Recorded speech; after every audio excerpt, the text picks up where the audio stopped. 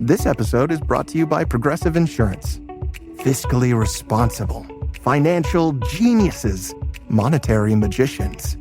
These are things people say about drivers who switch their car insurance to Progressive and save hundreds. Visit Progressive.com to see if you could save. Progressive Casualty Insurance Company and Affiliates. Potential savings will vary, not available in all states or situations.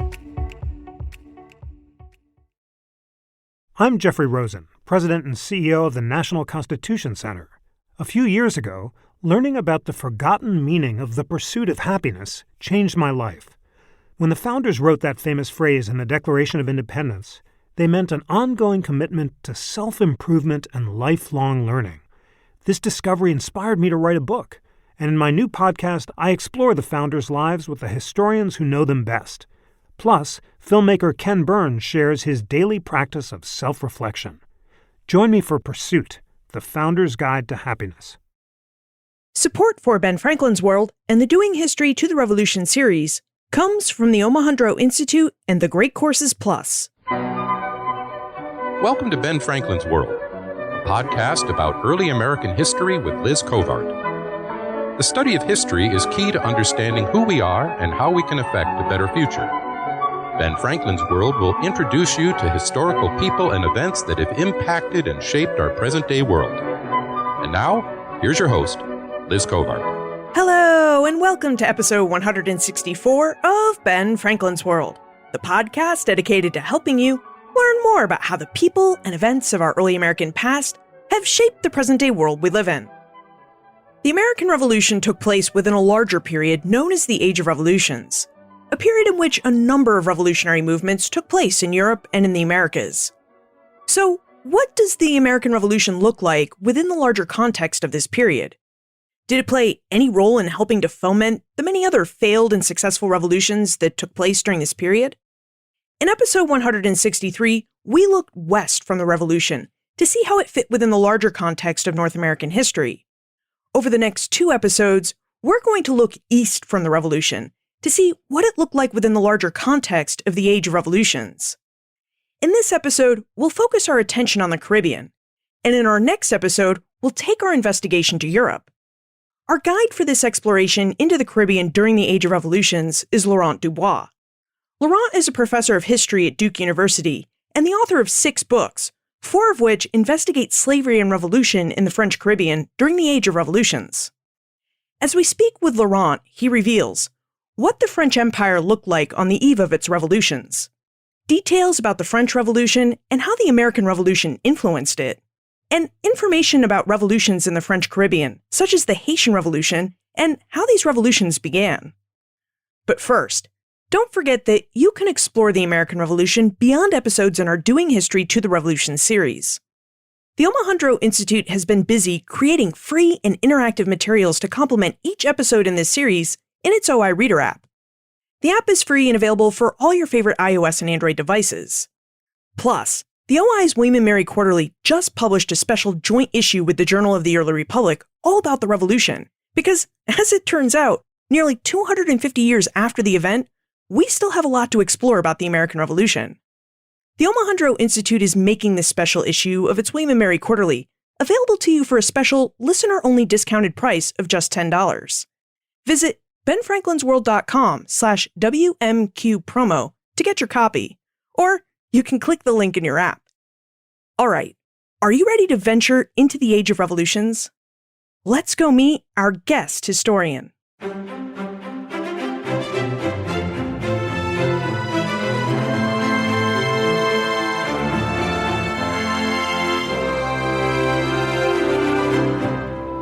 Joining us is a professor of Romance Studies and History and the director of the Forum for Scholars and Public at Duke University.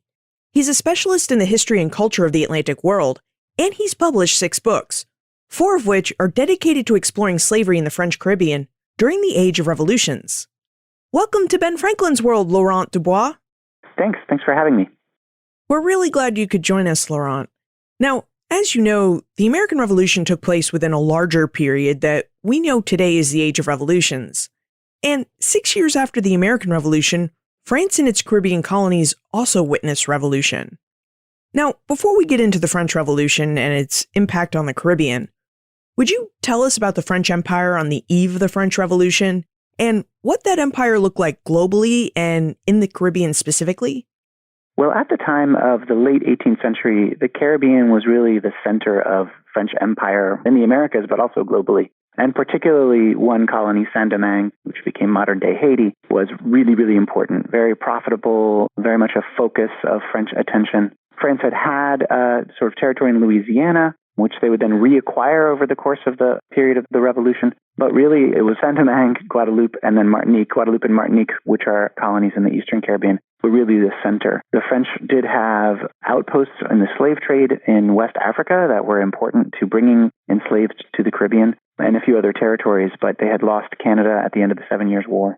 So all of this is to say that really as you move into the Age of Revolution, it's not surprising that the Caribbean became the kind of major theater of warfare and conflict at this time because it was really so strategically important for France. And these colonies, precisely because they were so successful, had also long been coveted by other empires, both England and Spain. And of course, the French Revolution would have a profound significance on the French Empire. So, Laurent, would you tell us about the French Revolution?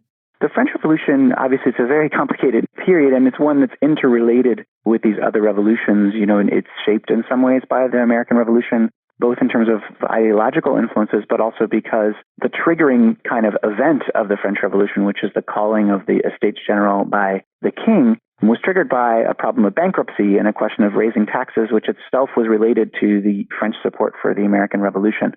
So in a way, there is this direct link between the American and French revolutions.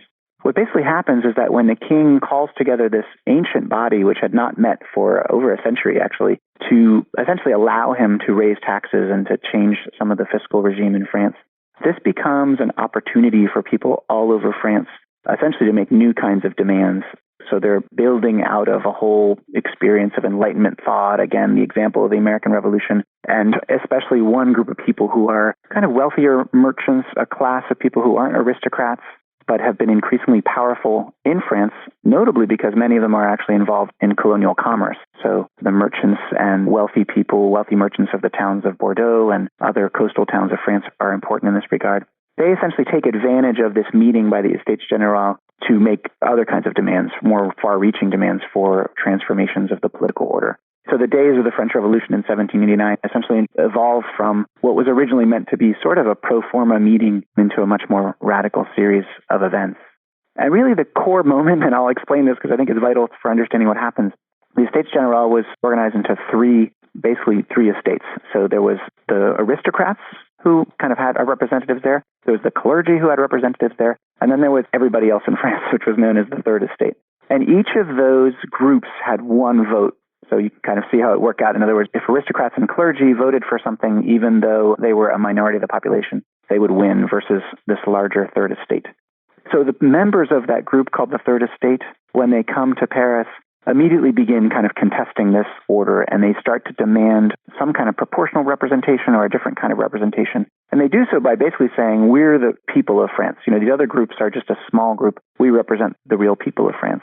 It's essentially that demand that ultimately creates the kind of political mobilization and the political debates that lead to a series of events of increasing acceleration, the taking of the Bastille eventually, and in a kind of increasingly and ultimately violent revolution that creates a kind of social upheaval of various kinds. So interesting to think about how that initial opening led to those things. I would say that broadly speaking, the new ideas and the kind of ideas of sovereignty and representation and human rights, which again are drawing from a very long, decades long of writings and so forth in France and elsewhere, are part of what becomes really important in the Atlantic context. There are so many different avenues we could take this conversation from here to explore the French Revolution and what it meant for its empire in more depth. But before we go down one or two of these paths, we should really talk about slavery. Because even in the late 18th century, there were those who questioned how Americans could wage a revolution for freedom and liberty and yet still practice slavery. And when we look at the French Empire, it seems as though navigating the struggle between freedom and slavery wasn't just an American problem. The French Empire also struggled with this contradiction too. Laurent, would you tell us about slavery and how it was practiced in the French Empire, and how the people of the French Empire reconciled the institution of slavery with their 1789 Declaration of the Rights of Man? So this is really the fundamental question, right? And I would argue, and I argue in my work, that actually slavery was sort of fundamental to structuring just 18th century France in Europe as well as in the Americas. The slave trade from Africa to the Caribbean was massive in the 18th century. Maybe as many as 1 million enslaved people were brought just to Saint-Domingue over the course of that period of time. Just to give you an idea of the brutality of the system itself, by the end of that period, there was only about 500,000 alive in Saint-Domingue, so the death rates were incredibly high. And also very large numbers brought to Guadeloupe and Martinique as well. And this is just a massive industry. It involves a lot of investment. It involves subsidies from the king, direct support by the government, major investments from the port towns in particular. And it's creating huge profits as well. I mean, not only the slave trade, but particularly what the slave trade enables, which is the production of sugar and coffee on these booming plantations in the French Antilles. And it's sometimes difficult, I think, for people today to sort of understand that in the late 18th century, the Caribbean was actually far more profitable for the European empires than North America. Just the rates of return, the profit margins of products like sugar especially, but also coffee, were huge. And that's partly because there was a huge expansion in the consumption of these goods. So sugar went from being actually a relatively small part of diets before the plantation expansion in the Americas to becoming basically a fundamental piece of many European diets. So it's this kind of new product that is, as we all know, quite addictive, and that kind of created a new market for itself and grew in profitability. So that all depended on an acceptance on the part of the French state and French planters and French officials and to a large part of the French public that they were participating in the traffic in human beings and bringing enslaved people to the Americas and forcing them to work in very brutal conditions. Now, there's an awareness that grows over the course of the 18th century and some voices of protest. Very early on, there are voices of protest among non-slaves, but there's also a very, very long tradition of enslaved resistance and both violence and other forms of resistance that is quite crucial, and that's going to lay the foundation for the Haitian Revolution. So in my work, what I always try to point out, I think, is that we need to understand the enslaved themselves as sort of actors and thinkers and fundamental players in this system. So it's not sort of France and the Caribbean or the enslaved and the free as separate groups, but rather I think we really need to think about all these groups and the interactions between them. So that all lays a very, very important foundation. And so what happens after 1789 depends on this whole foundation from before. Another kind of crucial point, though, that historians are really more and more focused on, historians including John Thornton and others had called attention to this quite a while ago, is that the brutality of the slave trade and of slavery itself meant that at the time, like in 1789 in Saint-Domingue, the majority of the population are African-born individuals. These are people who were raised in Africa, survived the Middle Passage. So that's the majority of the people. I don't mean that they're of African descent. I mean they're really from Africa, and their points of reference would have been African languages, African religion, African music. And that's going to be the case throughout the Revolution. So actually in 1804, when Haiti's founded, the majority of the population are people born in Africa. So the whole question of African politics and ideology and worldview deeply, deeply shapes what's going to happen during the Revolution. This is something a student of mine who graduated a few years ago, Christina Mobley, now at UVA, is working on in detail, because what we really need to understand is the Congolese context that shapes the Revolution. So in a way, we're talking about France, the Caribbean, and Africa when we address this period. And the 1789 Declaration of the Rights of Man and Citizen is going to be fundamental, basically because it creates a certain kind of political opening. Simply by declaring a set of universal rights, that declaration is not a constitution. It's meant to be really a kind of universal set of principles. It's a little different than the American situation. So you have this declaration that is the foundation for politics, according to 1789, the political world. And out of that, then constitutions and laws are supposed to be based. It doesn't explicitly address slavery, but it does argue that all human beings have rights, and it lays out a bunch of articles, essentially, that very easily can be taken and used by those who oppose slavery. How did the people who opposed slavery within the French Empire seize upon the Declaration's language to make their case that the institution of slavery should be abolished? Even before this, at the time of the calling of the Estates General, there are a fair number of, they're called cahiers de doléances. They're basically little sort of statements of complaint to the king that are gathered together. And many of those mention the need for the abolition of slavery, even in rural France or other areas, basically because there had been writers, Marquis de Condorcet, others who had written anti-slavery arguments and who had influenced, other Enlightenment thinkers. So there's already a kind of anti-slavery move, but it's pretty abstract at the time of the beginning of the French Revolution. So after 1789, what really starts to happen is that there's an acceleration of demands and arguments, most fundamentally by people in the colonies. So the key question, there have been anti-slavery voices, There are some people who bring it up, as I said, in 1789, but it's definitely not at the top of the agenda, I would say, in Paris. It's kind of one of a number of causes, including women's rights and others that are there. But I think it's very unlikely that anything much would have happened around that were there not actions taken in the colonies. And in the colonies, the first fundamental group actually to seize the Declaration of the Rights of Man and Citizens are not the enslaved, although they begin sort of being aware of them quite early, but free people of African descent, who are a population essentially of people. Some of them are of mixed parentage. They have white planter fathers and mothers who were enslaved. Others are several generations removed from slavery and have been part of families of free people of color for a while. And then there are also free people, of African descent who have been emancipated. There's all these different groups, but all of them are free individuals, no longer enslaved, who live in a legal regime, however, where their racial identity has increasingly been used to discriminate against them, to exclude them from political life, to exclude them from professions. And so the first wave of complaint really comes from those groups who argue, in part, that the Declaration of the Rights of Man suggests that there should not be any differentiation by race, and that if they're free people, they should have access to all the same rights as whites in the colonies.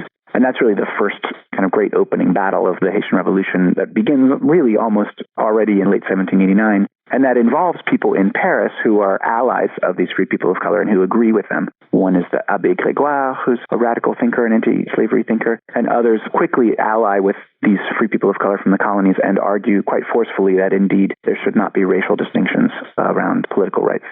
Now that we have an idea of what was going on in France during the French Revolution, we should explore how the French Revolution and its ideas sparked revolution in its Caribbean colonies.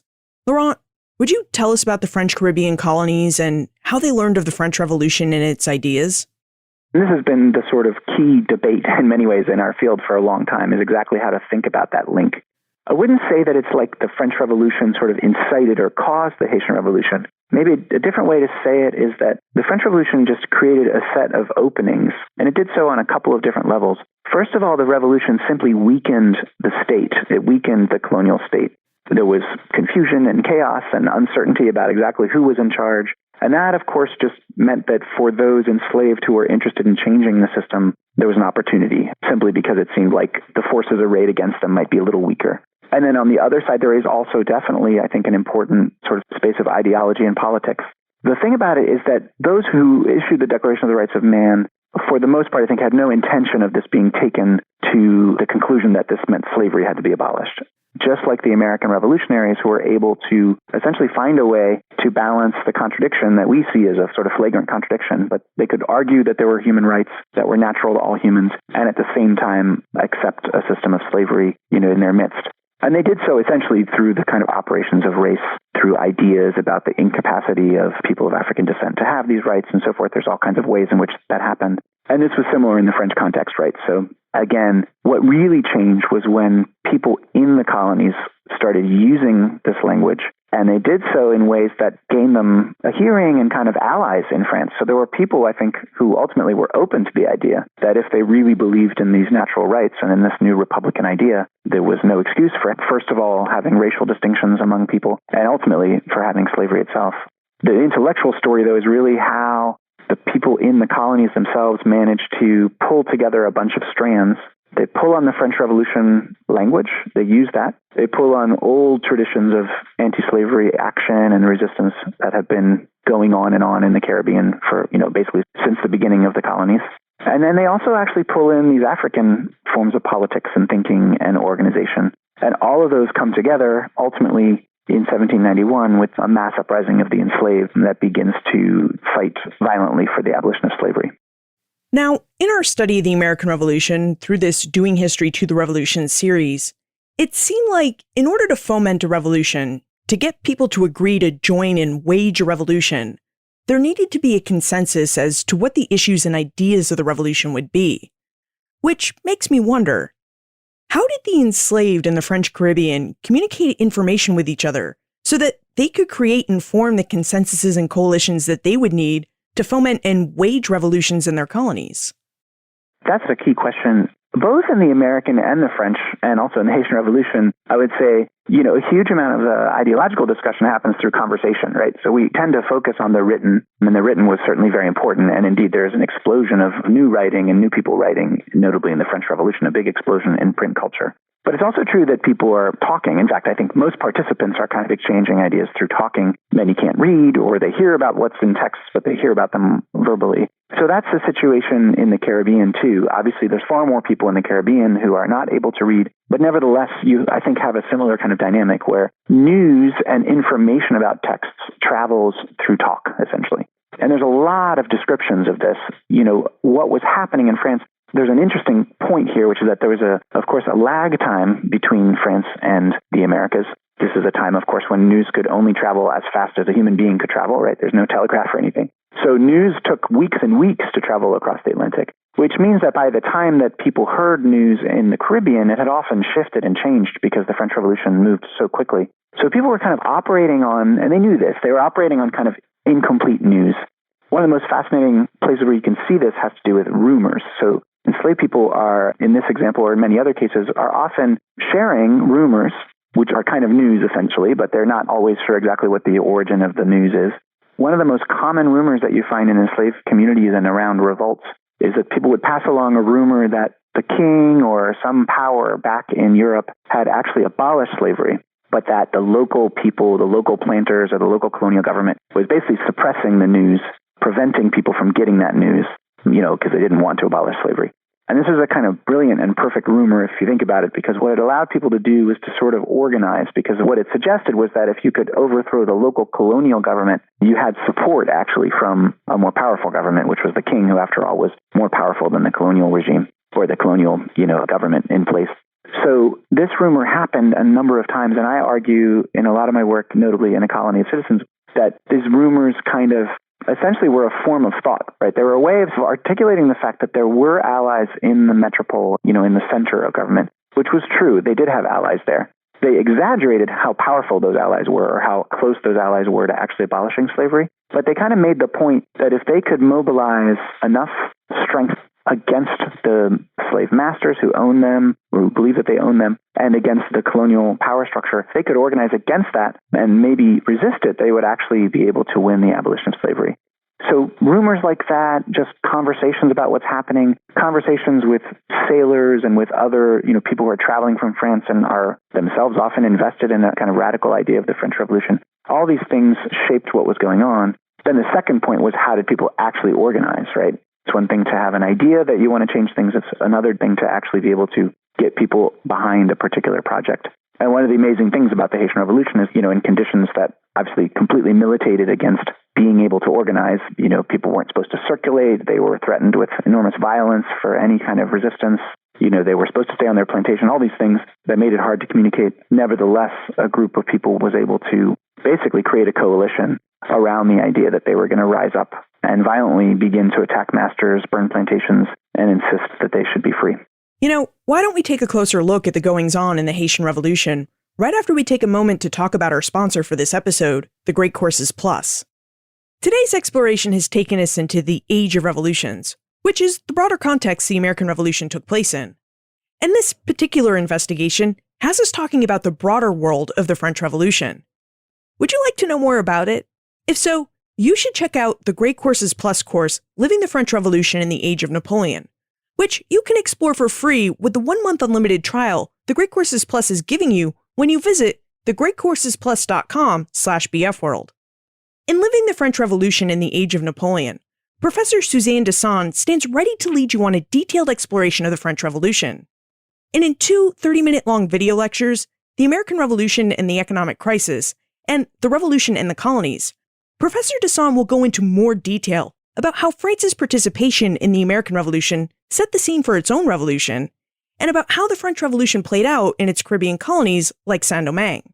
Plus, when you visit thegreatcoursesplus.com/bfworld, you'll find that the Great Courses Plus has dozens of other courses about history and over 8,500 lectures available across a wide range of topics like science, math, psychology, personal development, and through its how-to courses on topics such as photography, cooking, and learning new languages.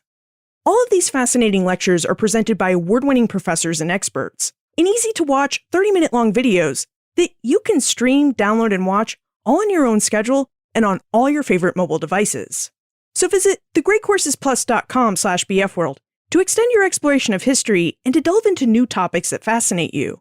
To claim your 1-month unlimited trial of all the Great Courses Plus courses, visit thegreatcoursesplus.com/bfworld.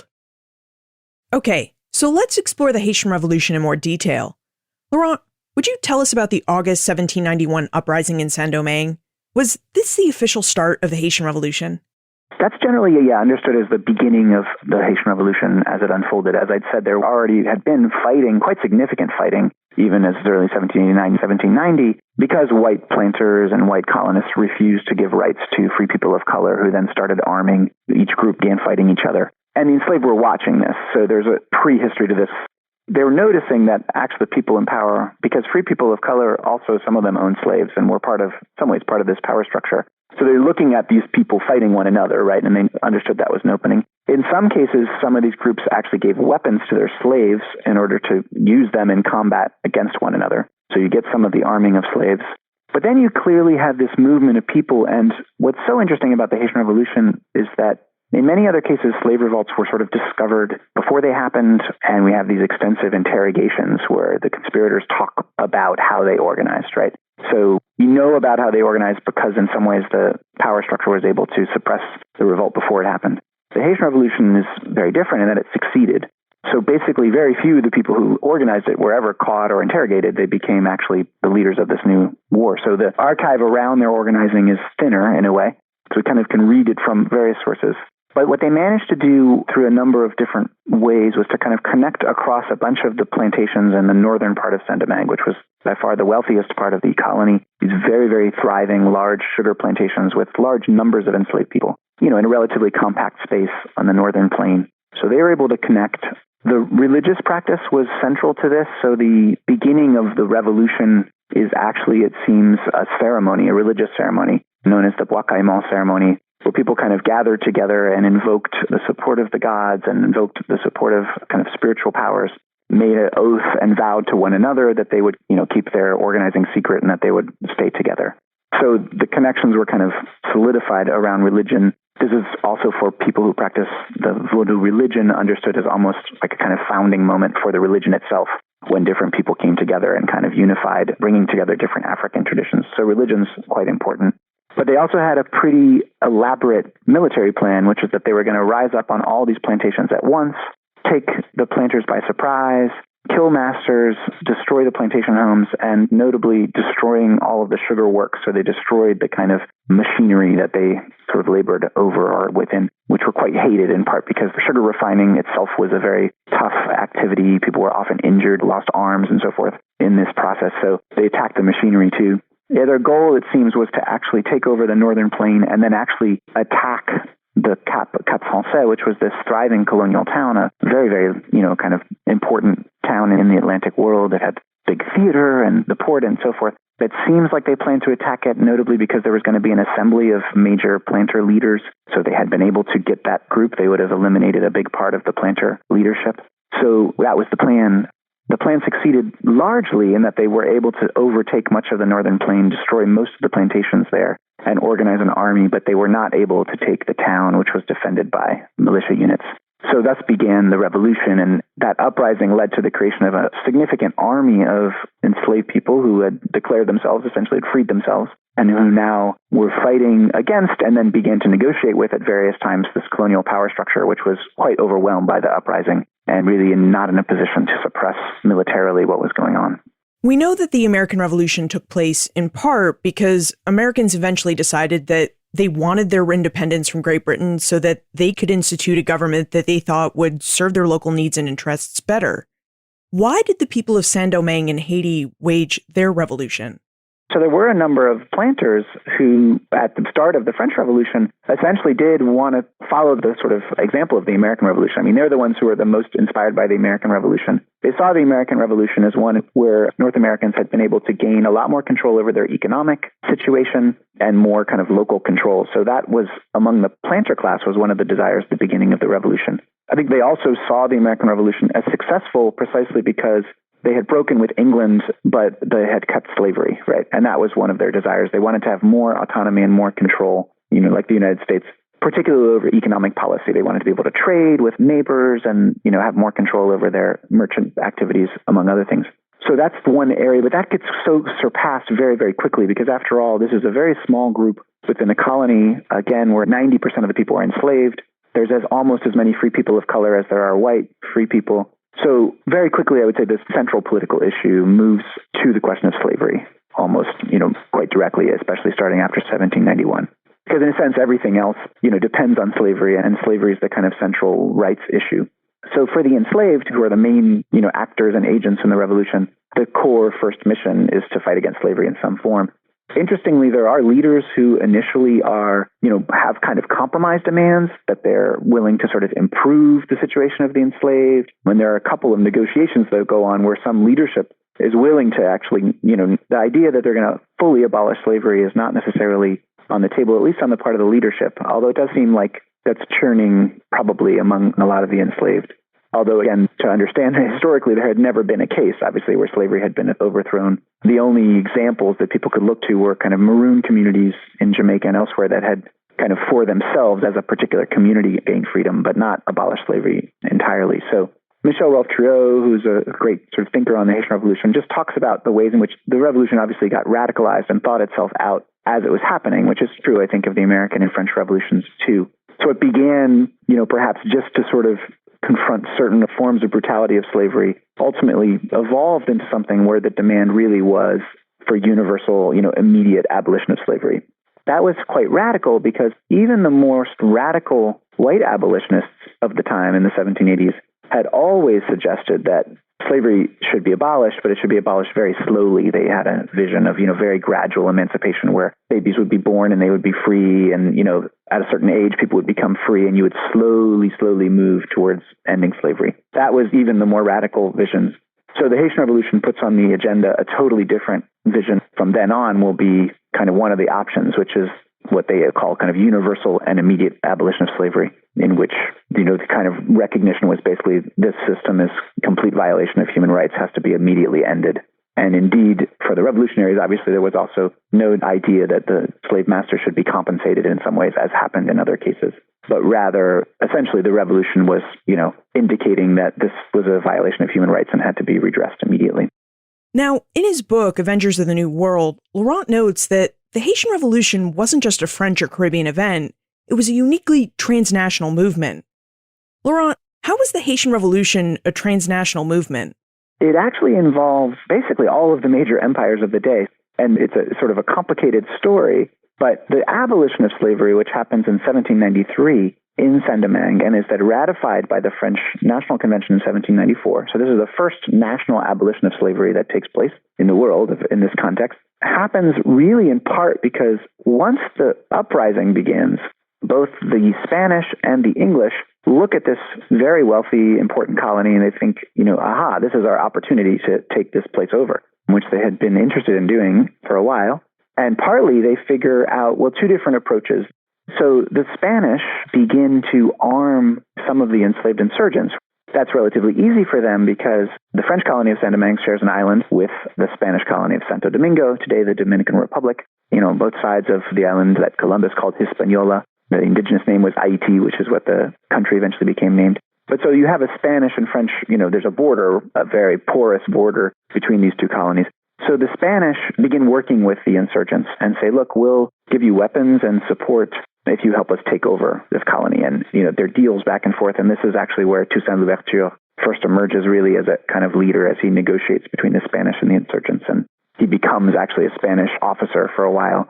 Meanwhile, the English are thinking about sending troops in. They make alliances more with the planters, who at this point are willing to basically sort of leave France or turn against France, which they see as a Republican, country now and anti-slavery, or they believe that France is going to abolish slavery. So they're willing to essentially be traitors, at least in the eyes of the French, and go over to the British side. So basically, both the Spanish and the British have people that they can work with in trying to take over Saint-Domingue. So what it means is that the insurgent armies and the planters and everybody are actually negotiating. They're dealing with the French, they're dealing with the Spanish, they're dealing with the English. And again, on an even larger scale, remember that most of these people involved are African-born. So while they're not directly linked to African kingdoms from which they came from, they're definitely drawing on their experiences in Africa. So, you've got a really interesting, complicated moment where all these different influences are shaping one another. The big thing that happens is that the insurgent army coalesces ultimately around the idea that their goal is the abolition of slavery. And they're kind of willing to work with whoever they think is more likely to help them win that goal. For a while, it seems like the Spanish may be more willing to help them with that. But basically, because of the pressure of this insurgent army, a particular commissioner who's from France named Sontonax, who's very important in this moment, who has anti-slavery sympathies and who is sent by the French Republic now to try to basically get control of the situation in the colony. He arrives, he first starts dealing with the free people of color and announces that they're going to have rights based on a decision taking in Paris. But then he quickly realizes that basically the problem he has is that he can't fight the English and the Spanish and the insurgents all at the same time. So he ultimately makes an alliance with the insurgents. And the deal that they make is that they will fight for him to save the colony for France if he abolishes slavery. And that's a pivotal moment, right? So in the end, it's actually France's bid to keep its colony. They're able to do that because they're also willing to abolish slavery. And as soon as they abolish slavery, they then have this major insurgent army of the enslaved go from fighting France to actually being a French army. And at that point, they can turn and Toussaint Louverture, kind of becomes a leader here, and they turn against the Spanish and the English. And they sort of save the colony for France, but in that same moment have completely upended the colony itself by abolishing slavery and creating this new order. So the last thing I'll say there is that in this complicated swirl of alliances, the U.S., of course, is also interested and involved because, North American merchants have always been trading with Saint-Domingue, often illegally, and they see a lot of economic interests in what's going on. And so eventually, American merchants and the U.S. government themselves get implicated as well. Before we move on to other revolutions that took place in the French Caribbean during this age of revolutions, would you tell us how Saint-Domingue became Haiti? The story of independence, of the creation of Haiti in 1804, is its own sort of epic in a certain way. It comes later, right? So what you have, I guess, in the period is that 1791, we've talked about as the beginning of the insurrection. 1793, they abolish slavery in Saint-Domingue.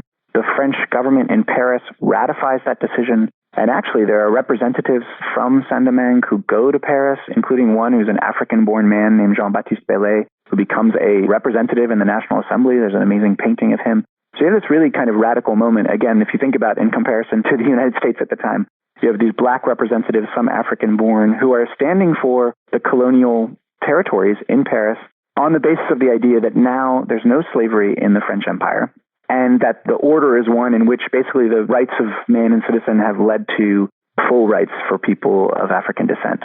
Now, the way this plays out in Saint-Domingue is quite complicated because the whole economic question of what's supposed to happen and the transition from slavery is a major question. It's the first place in the world, really, where you have a post-emancipation kind of society, a context in which you have to figure out how to move from plantation slavery to something else. But interestingly, that's largely in the hands of the kind of local leaders, particularly Toussaint Louverture and others. They're the ones who kind of have to figure out how to deal with the economics of the situation. And they do so actually by ultimately trying to maintain plantation agriculture without slavery, but with new kinds of forms of coercion to make sure people continue laboring on the plantations.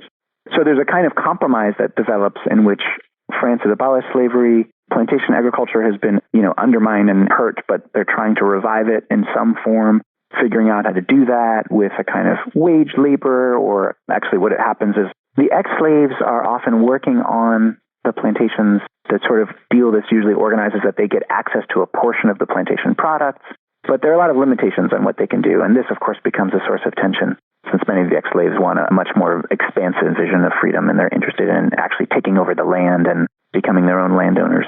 That compromise, though, sort of works through the 1790s. The French government supports it. Some people who want to reestablish slavery, there's planters, who lost their lands and so forth in Saint-Domingue. But interestingly, and this is a kind of element that is often lost in the story, that many of the planters who leave in 1793 when slavery is abolished, a lot of them come to the United States. But a lot of them, as soon as things settle down a little bit, they go back. And they're willing to work on figuring out how to do this, basically how to continue to own their plantations, have sort of workers who are ex-slaves but essentially do this without slavery. And they work actually with the power structure with Toussaint Louverture, who works closely with a lot of planters. So it's a really interesting period of essentially a kind of compromise that they try to work out. All of that, though, kind of gets destroyed actually not by what happens in Saint-Domingue, but by the decisions of Napoleon Bonaparte when he rises to power starting in the late 1790s. And he eventually kind of abolishes the French Parliament, gets rid of it. The French Parliament had been important because even when there were pro-slavery arguments made, there was a lot of anti-slavery voices in the legislature. But Napoleon comes in and he kind of eliminates that. And he basically surrounds himself with a small number of advisors, a number of whom are very convinced that slavery has to be put back in Saint-Domingue, that they have to reestablish slavery there. They kind of convince Napoleon of this. And so he eventually, in the early 1800s, decides secretly, he doesn't announce that this is his intent, but he decides to send missions to the Caribbean, essentially to get rid of people like Toussaint Louverture, to reestablish a kind of white control. And ultimately, his plan is, once he's done that, to reestablish slavery. Again, he's not announcing this openly.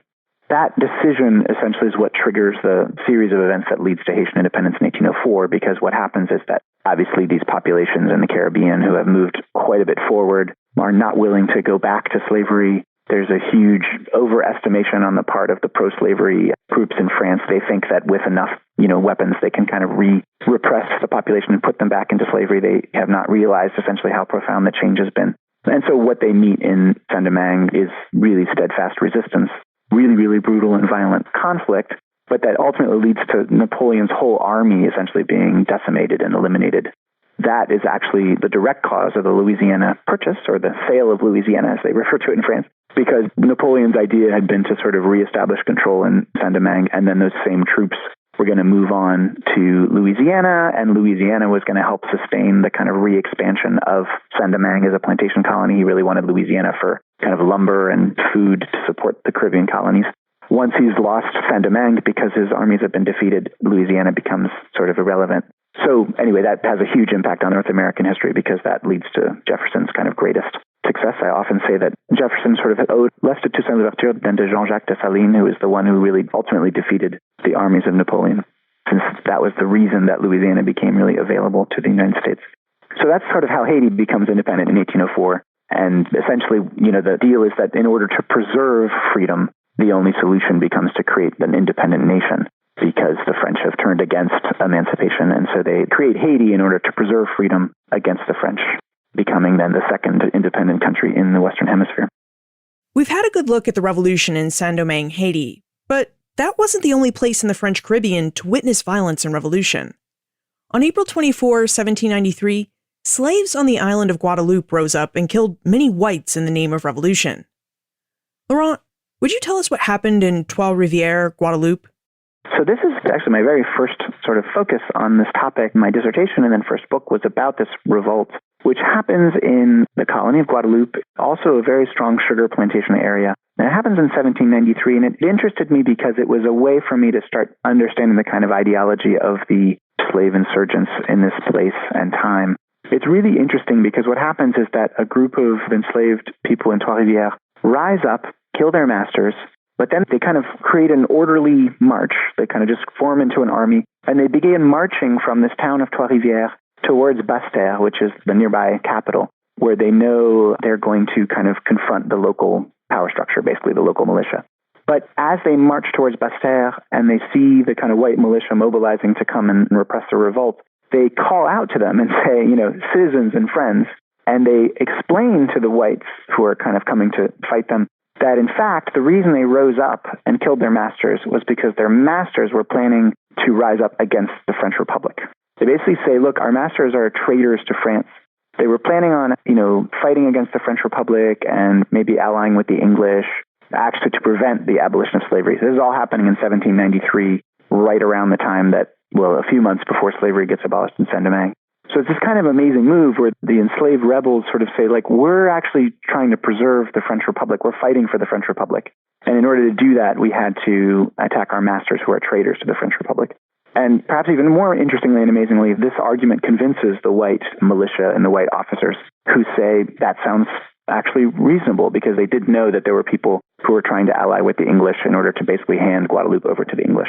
So in a way, what happens is that a kind of patriotism to France manages to override the racial difference and even the question of slavery itself. Guadeloupe, they don't abolish slavery at the time, but those rebels are never punished. They're held for a while in a fort and so forth, but they basically succeed in convincing the local power structure that this is what happened. And then in February of 1794, a few months later, after the sort of slavery is abolished in Paris, and at that time the French actually send a mission to Guadeloupe, and so slavery then is abolished formally in Guadeloupe over the course of 1794. So that whole story kind of parallels in a way what happens in Saint-Domingue, a slightly different course. It becomes extremely important in the Eastern Caribbean because the colony of Guadeloupe becomes the hub of the French Republic. Martinique, which is the other French colony, is taken over by the British with the support of local planters. So, what some had tried to do in Guadeloupe but failed to do happens in Martinique. So Guadeloupe becomes really important to the French Republic, and notably because these sort of privateers, they're known as corsaires, who go and attack English shipping and American shipping in the end. A lot of them are based there. So actually Guadeloupe becomes extremely vital in the kind of international situation of the Age of Revolution, and the U.S. gets quite involved there as well because of the question of privateers. From the movements in both Haiti and Guadeloupe, it seems like there was a really big push against slavery in the French Caribbean during this Age of Revolutions. Yet, the Spanish, British, and Dutch also practiced slavery and had Caribbean islands. Which raises the question, did the plantation societies of those imperial powers also attempt to push against slavery and abolish it during the Age of Revolutions? It's a very interesting dynamic because in some ways, in no other place did you have the same kind of uprising of this force. I mean, at the end of the day, the insurrection that started in 1791 in its scale, organization, implementation is just basically unique kind of in world history, right? Sort of the largest slave revolt, I think we can say. There's some will say that the U.S. Civil War is an example. I've had that discussion with Stephen Hahn, among others. But in the context of sort of a movement that enslaved people started, organized, really kind of completely created, and then carried out and carried through, it's just unique, and there isn't anything quite like it elsewhere. Now, at the same time, in order to deal with this issue, notably the English in the Eastern Caribbean and elsewhere do begin to arm slaves. They'll often arm slaves and kind of promise them freedom. Now, this had already happened during the American Revolution, of course. So there are these things that some ways kind of weaken, or can say kind of undermine slavery in other places, but they're always done with the ultimate goal of preserving slavery, if that makes sense. That, they're trying to protect against the French threat, say, and then in order to do that, they'll make some concessions. And in the Spanish context, too, it's actually quite the opposite, ultimately. In many ways, what happens with Haiti and the Haitian independence is the foundation for a significant expansion of slavery in Cuba. Cuba takes off as a producer of sugar in the 19th century, basically because they realized they can fill the space in the market that Saint-Domingue sugar, which was a massive, an important producer of sugar, had left. So there's a certain irony there, as well as even in North America, where obviously the acquisition of Louisiana and the expansion of Louisiana kind of jumpstarts and expands sugar production. There's even also arguments, Van Beckert argues and notes that the decline of cotton production in Saint-Domingue may actually sort of play a role in the expansion of cotton in North America. So there's all these ways in which, what actually partly happened is that some other places slavery gets, kind of expanded or strengthened. It's not any fault of the Haitian Revolution, but simply because, the interests there are able to continue slavery and even expand it. And I would say very, very importantly that the representations of the Haitian Revolution, so the way in which people talk about the Haitian Revolution, which are very, very racialized representations, and in a sense kind of deepen or reconfigure some of the ideas of race. There's a very important way in which ideas of race, I think, are shaped by the representations of the Haitian Revolution. So there's this really important, kind of intellectual, cultural counter-revolution is how I would describe it, where, the images that are sort of circulated suggest that if you allow slaves, to revolt, even if you give them any kind of rights or, create an opening for this, what you'll have is a kind of barbaric war against whites, the kind of end of civilization and a kind of descent into disorder and chaos. So this often didn't really correlate that much. As I said before, just to give an example, the 1801 Constitution of Haiti, which Toussaint Louverture wrote, is written by a commission that's basically all white planters and Toussaint and one man of color. So there's lots of white participants in this moment, who are comfortable enough working with Toussaint. But afterwards, after 1804, in many cases, the idea of Haiti is used to sort of signify that any form of emancipation will be a kind of form of chaos and a form of whites will be killed, they'll be destroyed, etc. And, you can see this going all the way up to around the time of the Civil War, and debates around secession. Haiti's brought up constantly, as Matthew Clavin has shown. So you have all these long-term effects where, certain kind of fantasy or images of Haiti are deployed to support ongoing slavery elsewhere. Now, on the other hand, It's also true that the inspiration provided by Haiti will continue to sustain and, is celebrated by African American thinkers, as sometimes referred to in other revolts, including, the VC conspiracy and others. So there's a way in which there's a counterweight to that too, which is that it's a kind of an inspiration that you can overthrow a regime of slavery.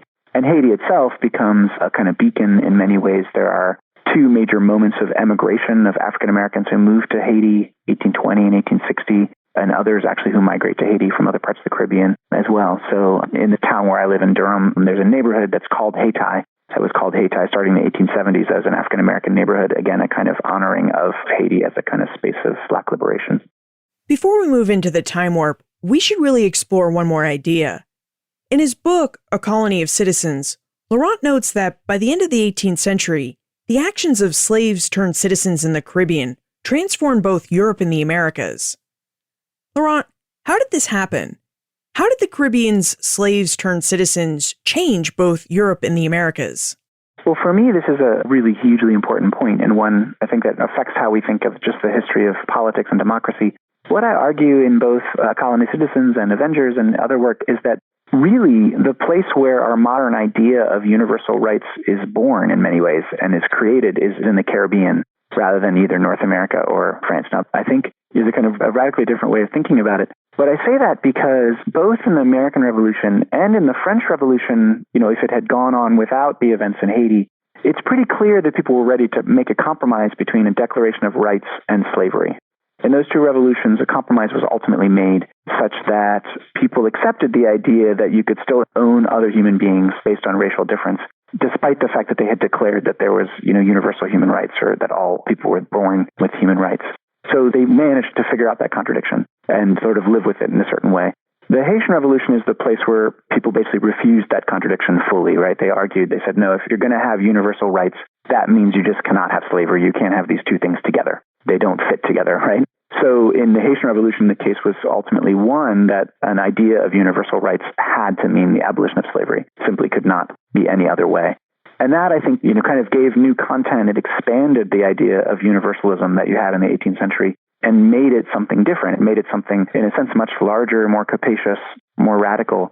And it's that version of universalism, I think, that most of us consider today would be our idea of universal rights, right? You can't sort of declare universal rights and then deny them to a whole group of people based on skin color. So in that sense, it took a very, very long time. I mean, in a sense, Haiti was way ahead of other places in that sense. It would obviously take many, many years for other places to catch up, even for the abolition of slavery, right? 60 years in the case of the United States, even longer in Cuba and Brazil, and even longer than that in some ways to transform the kind of racial order. But in a sense, I think that that kind of first moment, the Haitian Revolution, was sort of foundational and really established the terms of a debate that would continue. So in that sense, it's a history that's a local history, but it's also definitely a global and kind of universal history that I would argue kind of all of us need to understand if we want to understand our political landscape today. Let's move into the time warp. This is a fun segment of the show where we ask you a hypothetical history question about what might have happened if something had occurred differently or if someone had acted differently.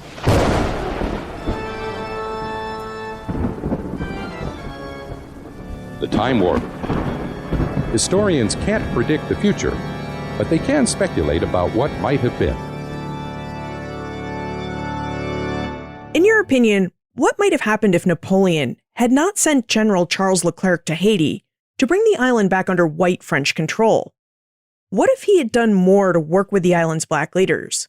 Would slavery still have returned to the French Caribbean?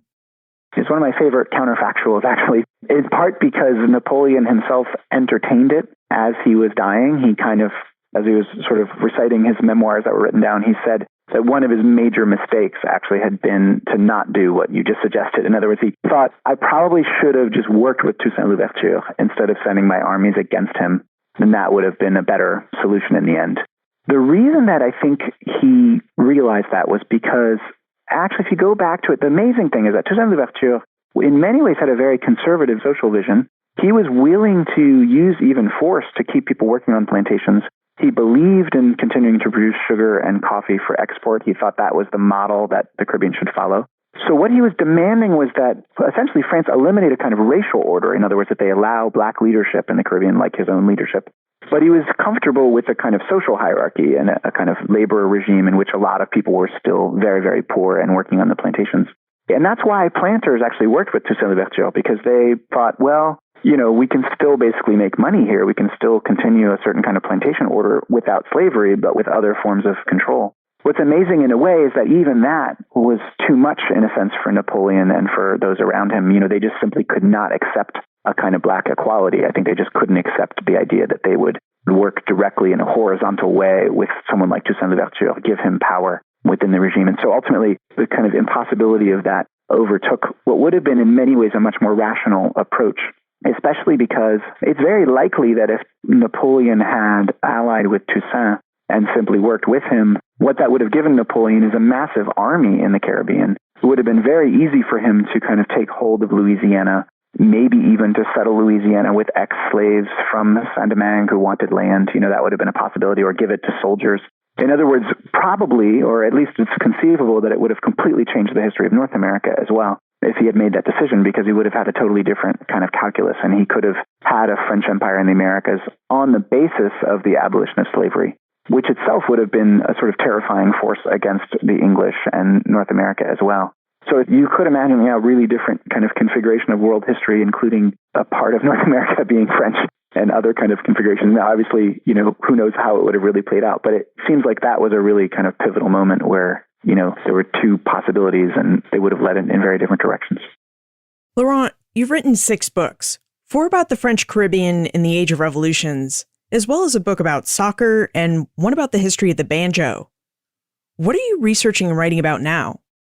I've actually begun working on a book about a modern figure who interests me a lot, Catherine Dunham, who is a choreographer who was engaged a lot with Haiti and kind of choreographed dances based on dances she studied in the Caribbean.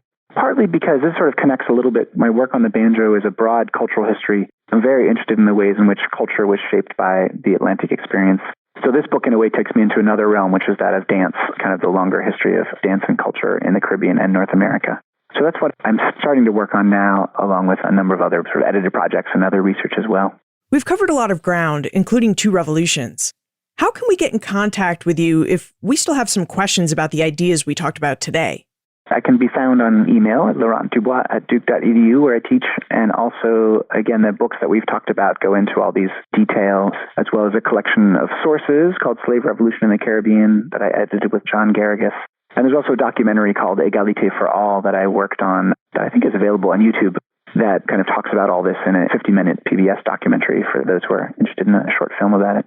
Laurent Dubois, thank you for taking us through the Age of Revolutions in both France and in the Caribbean. Thanks so much for having me. It's been a pleasure. The American Revolution informed the French Revolution both in terms of ideology and as a triggering event. In an effort to get back at the British for the devastating losses they experienced during the 7 Years' War, France assisted the Americans in their fight for independence. This assistance bankrupted the French, forcing King Louis XVI to do something that no French monarch had done in over a century. He called a meeting of the Estates General in the hope that they could work together to remedy the financial crisis and get the empire back on a more solid financial footing.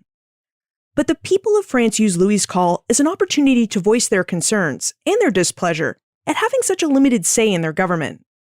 Their demands for greater representation created the political mobilization that we now look back on and recognize as the French Revolution. Now, although the French Revolution took place in France, its ideas and events created openings for enslaved and free people in the French Caribbean to question whether the French revolutionaries' Declaration of the Universal Rights of Man applied to them and others who lived within the larger French Empire. These were big thoughts, especially as slavery was fundamental to the structuring of the 18th century Atlantic world. France, Europe, and the Americas all relied on it. If the universal rights of man applied to every person, including the enslaved, what would happen to the economic and social race-based world that they lived in? Americans had dealt with this question during their own revolution. As Laurent reminded us, Americans fought for freedom and liberty and then used ideas about race to explain how African and African-descended peoples were incapable of handling the freedom and liberty brought forth by their revolution. The people of Saint-Domingue, later Haiti, came to a different conclusion. They believed that if all men had universal rights, then all men had those rights regardless of their race and condition of servitude. In fact, slavery was actually a severe violation of those universal rights. Coming to this conclusion, many in Saint-Domingue seized the moment. They lived in a world where many seemed to be grappling with the ideas of freedom, liberty, and equality, and where the French Revolution had weakened the colonial state. So they seized the moment and rose up in rebellion in August 1791. And by 1793, they had achieved their ultimate goal. The French Empire had abolished slavery. Only, as Laurent pointed out, this abolishment of slavery proved short-lived. In 1801, Napoleon's advisors convinced him that in order to reestablish order and economic prosperity within the French Empire, he had to reinstitute slavery. Napoleon tried, and in the process, the people of Saint-Domingue said no. They rose up once again and fought for their independence. Of course, the people of Guadeloupe were not so lucky. Although they had lived as a free society since 1794, the French government was successful in reinstituting slavery in that colony. So, what happens when we view the American Revolution within the context of the larger age of revolutions? We see that many within and without the new United States were grappling with the same and similar questions about liberty and freedom. Questions such as, were freedom and liberty inherent, inalienable, and universal? If they are, what does that mean for the institution of slavery? What does that mean for participation in government? We also see the connections between revolutions. Not only did revolutions grapple with the same and similar issues, events in one revolution help create openings for other revolutions to take place. When we step back and explore the American Revolution within the wider world it took place in, we see that it did not happen in isolation. Ideas, economic factors, and social conditions within North America, the British Empire, and the broader Atlantic world helped to create the openings the Americans needed to have their revolution. And in turn, their American Revolution helped create openings for other revolutions. You can find more information about Laurent, his books, plus notes for everything we talked about today on the show notes page, benfranklinsworld.com/164. If you're looking for more information about how Americans thought about and responded to the Haitian Revolution, you should check out episodes 52 and 124. In episode 52, Ronald Johnson will guide you through early United States Haitian diplomacy, while in episode 124, James Alexander Dunn will lead you on an exploration of how Americans used the Haitian Revolution to think about and better define their own American Revolution. You'll find links to those episodes, as well as other episodes that complement this one, on the show notes page and in your Ben Franklin's World podcast app, which you can download for free in your favorite app store. Today's episode was made possible thanks to the support of the Omohundro Institute and the Great Courses Plus. The Great Courses Plus wants to give you the opportunity to experience its engaging and immersive courses. And with thousands of courses to choose from, you'll need the free month trial that they're offering you. To claim your trial, visit thegreatcoursesplus.com/bfworld. Finally, as Laurent noted, when we think about universal rights today, we tend to think a lot like the Haitians did back in the late 18th and early 19th centuries. That they aren't just something that you can declare and then not apply to everyone. Why do you think the Haitians were so ahead of their time in thinking this way? Send your answers to liz@benfranklinsworld.com, tweet me @LizCovart, or post a comment in our listener community on Facebook. And remember, never leave till tomorrow that which you can do today.